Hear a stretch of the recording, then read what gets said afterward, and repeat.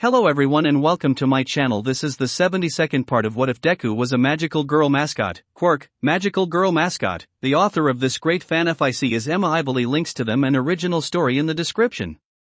Chapter 72, The Raid Begins. Toshinori jolted awake.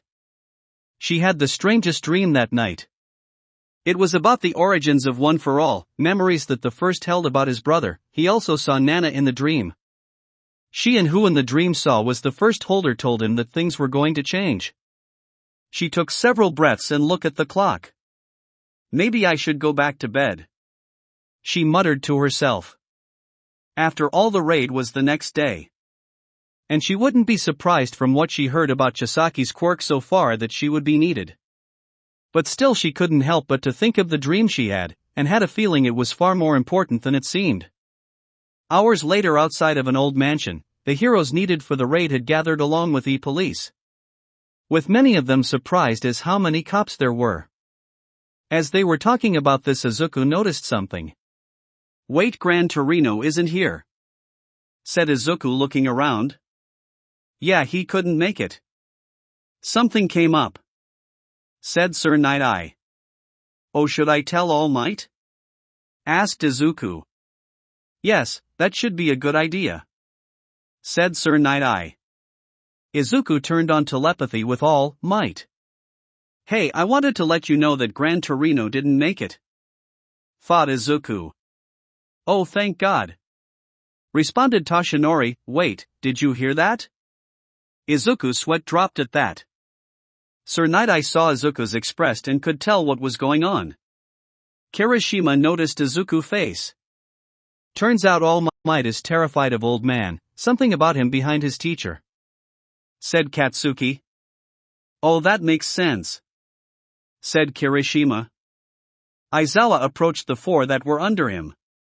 "You four are to stick with me," reminded Aizawa. "Also we'll be sticking with Night-Eye's team." "Right," said Tenya and Shoto. Katsuki on the other hand grinned that. "Heroes.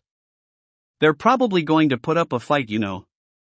So you spot any of them resisting arrest, you know what to do," said the police officer in charge of everything. He told the heroes to wait until the arrest warrant was delivered as tried to ring the bell. Then a very large man punched through the gate. And because of that the fight began. 3 of the cops were sent flying. Aizawa caught 2 of them his scarf, while Katsuki using explosions from her feet to jump into the air to catch him. "You injured?" asked Katsuki. "I'm fine, just get back to it," said the cop. Katsuki nodded and joined the fight. As the massive villain attacked, Ryukyu jumped in and turned into her dragon form to fight him. Thankfully she was bigger than him. "The Ryukyu agency will deal with this one. You guys go inside and finish the job," said Ryukyu. Of course this also meant the Ochiko and Tsuyu were part of the group that would handle him. "Don't worry, they'll be fine," said Kirishima. "Come on," yelled Katsuki. Izuku nodded as they fought through the large group of Yakuza members. They got inside the house where things were quiet.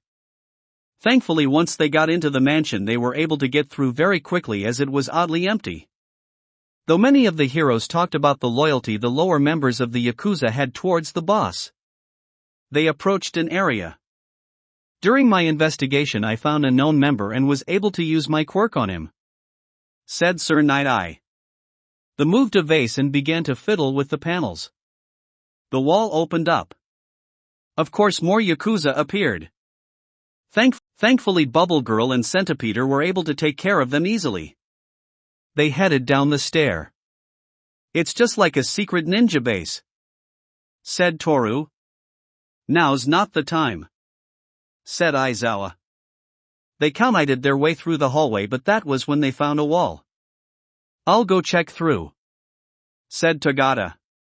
He walked through the wall. "Wait! Don't you'll end up butt naked again," yelled Kirishima. "Don't worry, special fibers in his costume is made using his DNA," said Amajiki. "It reacts the same way and permeates stuff too." "Oh wow. said Kirishima. Then he realized. Wait. He said, looking at Toru. No one can make an actual costume. She explained. Kirishima nodded. It's pretty thick, but we can break through it, said Mirio. Katsuki and Kirishima grinned. You ready? Asked Kirishima. Oh, yeah, said Katsuki. The two combined their powers and knocked down the wall. However, the triumph was short-lived as hallway began to warp and change. At the entrance of the basement, it suddenly closed up. They realized what was happening. One of the higher-ranked members had a quirk called mimicry. He allowed him to possess and control something, however he was limited to the size of fridge. However, it clear he took quirk enhancers to give himself a boost. Aizawa couldn't do anything because he couldn't see the guy. Amajiki began to freak out, however Toga began to calm down, who also decided to run on ahead. However, just as he completely calming down, suddenly the floor opened up beneath all of the remaining students, Aizawa, Sir Night-Eye, Fat Gum, Rock Lock, the head police officer and a few of the remaining police officers. They fell through. Thankfully the fall wasn't the high, meaning they weren't trying to kill them with the fall. Deku. Turn on telepathy, said Katsuki. Oh right, said Izuku, blushing about the fact he didn't have it before. He also included Achiko and Tsuyu just in case they needed to talk. You guys okay? Asked Achiko. Thought Izuku. Things could be going better. Thought Tenya. That's one way of putting that. Mentally muttered Katsuki. They all recovered when they saw 3 members of the Yakuza had showed up. It was clear that a fight would begin. I'll handle them, called out Amajiki, though he was nervous. Though it was clear he did get it handled, as she was able to turn one of his hands into tentacles and able to restrain them. Though Aizawa did help him a bit. It was thanks to them they were able to get away from a set of doors that they're thankfully in the room, including Aizawa despite helping him.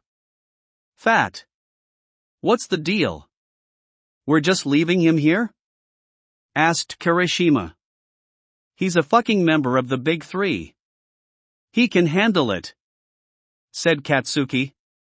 Kirishima blushed at that. She's right, said Fatgum. He's a lot more capable than you gave him credit for. He's just lacking sprit, the need to perfect crushes him. But he still rose to be one of the Big 3. They continued to run through the halls after that. Of course, Kirishima was still worried about Amajiki. Though Fat Gum did manage to get Kirishima to realize that Amajiki was fine. Though Kirishima started. Stop yelling, now's not the time to yell, said Shoto. Kirishima started to blush at that. Katsuki just rolled her eyes. That was when they found the stairs. However, Shoto realized something. We need to be on our guards, it could be a trap, thought Shoto. What? Thought Izuku. He's right, the hallways hadn't moved in a while. Thought Tenya, the one controlling it might have wanted to go come here. However, as it turned out, Tenya was much right, as suddenly the wall moved in a way that it was aiming for Aizawa, which made sense, as while he couldn't find the guy at the moment, he was the one who could handle the one controlling everything. A hole in the wall appeared and it was clear that Aizawa was being pushed to that hole. However, Fat Gum took the hit, instead being pushed through. Once everything had calmed. God damn it! Yelled Katsuki. What is it? Asked Aizawa. That was when they noticed someone else missing. Shitty hair got pushed through too, muttered Katsuki. Everyone who was part of the telepathy could feel her annoyance. What's wrong? Asked Achiko. We got separated from Kirishima, thought Toru. You wanted to fight side by him, right? Asked Tsuyu. No, of course not, thought Katsuki. It should be noted that she crossed arms and was blushing bright red. Look. I don't know what's going on. But we shouldn't let high school drama get in the way of this mission, scolded Rocklock. An awkward silence filled the hallway and they counted on their way. Of course, soon enough the entry hallway began to warp and move in a way that looked it was going to crush them. Rocklock used his quirk on the walls, which allowed him to freeze non-living things. But he was having a hard time, of course. But it was clear that they did corner the one controlling everything. Katsuki even helped blowing something up that tried to crush them. However, that was when everything opened up. Into a large room. Be on your guard, thought Shoto, quickly realizing it was another trap. And sooner enough everything began to move like crazy. Izuku and Toru were standing next to each other. Invisible girl. Artemis, called out Aizawa. Aizawa managed to grab Izuku and Tenya managed to grab Toru, however it was clear with how everything that went down they were separated from everyone else. Kaken. Shoto, thought Izuku. Everyone but Rocklock are here with us, thought Katsuki. And it was clear that they could hear each other when one of the cops called out. The walls were thin. However, that was when they heard Rocklock scream. In the room where Izuku, Tenya, Toru and Aizawa were, they heard it. They looked at each other and nodded. Izuku activated Katsuki's quirk to damage the wall just enough and Tenya kicked down the wall. They had found not one but two Rocklocks. One was on the ground injured while the other stood over him. Oh. Izuku, I didn't think you'd show up, said the second Rocklock with a scary smile. He then put his hands up. I surrender with conditions, said the second Rocklock. It was clear, however, this imposter something more was going on. And that was when the imposter began to melt into goo, or rather reveal who they were. It was Toga. Izuku froze. After all, he was still rather traumatized from his kidnapping and her attacking him during the exam. However, what the real question was, why was she surrendering? That will be it for this part. I hope everyone enjoyed. If you want to hear more from me, subscribe. I hope to see you all in the next one.